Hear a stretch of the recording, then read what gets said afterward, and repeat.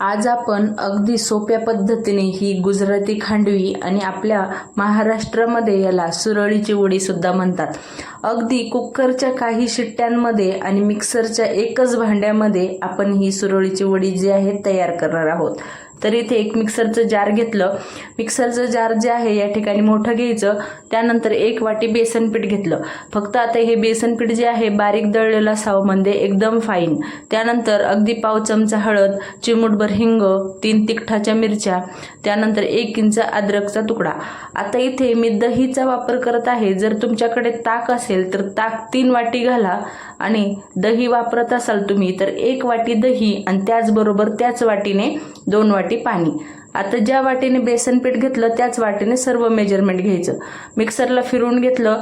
आता हे चाळणीने जे आहे आपण ह्याला बॅटरला गाळून घेऊया. म्हणजे काय होईल, जे अद्रकचे काही राहिलेले तुकडे असतील किंवा मिरचीचे तुकडे असतील ते निघून येतील आणि छान असं आपलं हे बॅटर जे आहे चाळून निघेल. त्यानंतर चवीनुसार मीठ आणि 1 चमचा साखर. म्हणजेच काय तर आंबट, गोड आणि तिखट ह्या तिन्ही चवी जी आहे यामध्ये मिक्स होतात.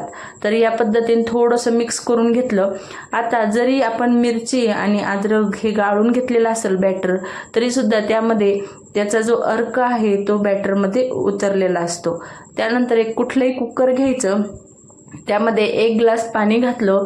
एक रिंग घालायची किंवा मग स्टँड घालायचा आणि त्यावर हे जे आपलं बॅटर घातलेलं केक टिन ठेवलेलं आहे मी. तुमच्याकडे डब्बा असेल तर डब्बा ठेवा किंवा मग अन्य काही ठेवलं तरी सुद्धा चालेल. त्यानंतर त्यावर पॅक असं झाकण द्यायचं. म्हणजे जे वाफेचं पाणी आहे त्यामध्ये अजिबात आलं नाही पाहिजे. आणि साधारण 4 शिट्ट्या घ्यायच्या. 4 शिट्ट्या झाल्या, वाफ निघाली की कुकर खोलायचं. आता हे बघा, झाकणावर थोडंसं पाणी आलेलं आहे, पण हे पाण्याचा एकही थेंब आपल्याला या पिठामध्ये पडू द्यायचा नाही आहे. नाहीतर काय होतं, पीठ पातळ होतं. आणि अशा पद्धतीने अलगद हे टीन जे आहे आपल्याला काढून घ्यायचं. त्यानंतर थोडंसं जे आहे एखाद्या उलथण्याने किंवा मग चमच्याने, आणि जर तुमच्याकडे स्पॅच्युला असेल तर उत्तम आहे, थोडंसं मिक्स करून घ्यायचं. म्हणजे काय होतं, सगळं बॅटर जे आहे व्यवस्थित मिक्स होतं. आणि हे बघा काय मस्त आपलं 4 शिट्ट्यांमध्ये हे खांडवीचं बॅटर जे आहे तयार झालेलं आहे. आता याला खूप जास्त कढईमध्ये शिजवत बसायचं नाही आहे किंवा मग खूप तासभर आपल्याला हाताला त्राससुद्धा द्यायचा नाही आहे.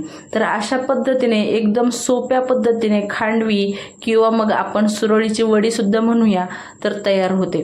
तर इथे मी अगोदरच ताट तयार करून ठेवलेले होते. ताट तयार करायचं म्हणजे वेगळं काही नाही, फक्त थोडेसे काही 3-4 थेंब तेल टाकून तेलाने थोडंसं ग्रीस करून घ्यायचं.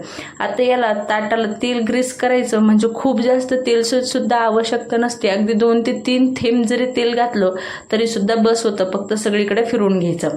आता 1 वाटी बेसन पिठामध्ये 3 ते 4 ताट जे आहे सहज तयार होतात.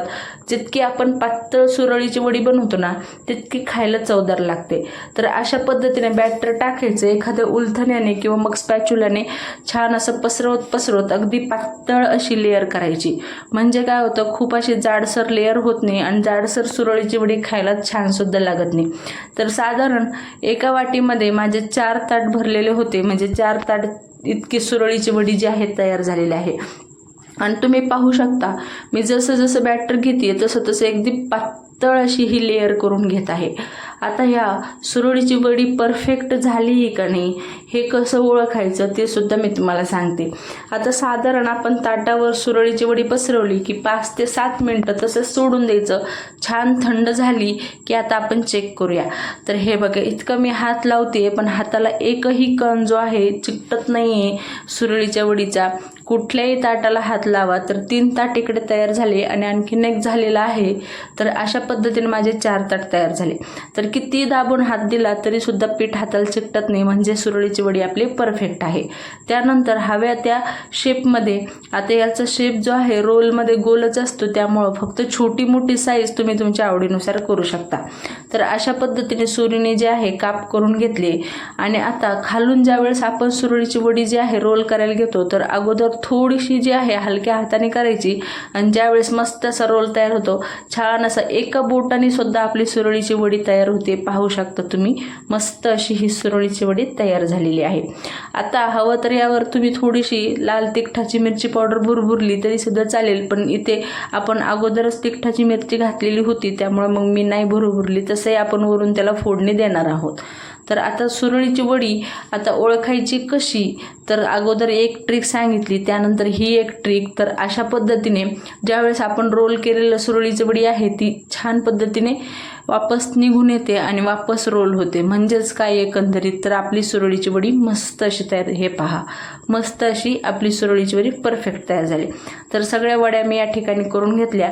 आता याला मस्त अशी खमंग फोडणी देऊया. आता हवं तर यावर तुम्ही ओला नारळाचा चव सुद्धा घालू शकता थोडासा. मी या ठिकाणी नाही घालत, ते ऑप्शनल आहे, हवा असेल घाला, नाही तर नाही घातलं तरी सुद्धा चालेल. आता फोडणी देण्यासाठी 2 चमचे तेल घेतलं, अर्धा चमचा मोहरी, अर्धा चमचा जिरे, 1 चमचा पांढरे तीळ. आता या ठिकाणी सुद्धा तुम्ही कमी जास्त करू शकता. या सुरळीच्या वडीला फोडणी देण्यासाठी खूप जास्त तेलाची अजिबात गरज पडत नाही, त्यामुळे 2 चमचे तेल परफेक्ट आहे. त्यानंतर थोडीशी एक कढीपत्त्याची जी आहे काडी घातली, म्हणजेच की त्याचे पानं जे आहे ते घातली आणि छान अशी तडतडली फोडणी, की फोडणी थोडीशी कोमट करायची आणि कोमट झालेली फोडणी जी आहे सुरळीच्या वडीवर घालायची. गरम गरम किंवा कडक कडक फोडणी अजिबात घालायची नाही, तर सुरळीची वडी चिवट होऊ शकते. तर अशा पद्धतीने मस्त अशी अगदी सोप्या पद्धतीने कुकरच्या काही शिट्ट्यामध्ये आणि मिक्सरच्या एका जारमध्ये अशी हे आपली खांडवी तयार झाली.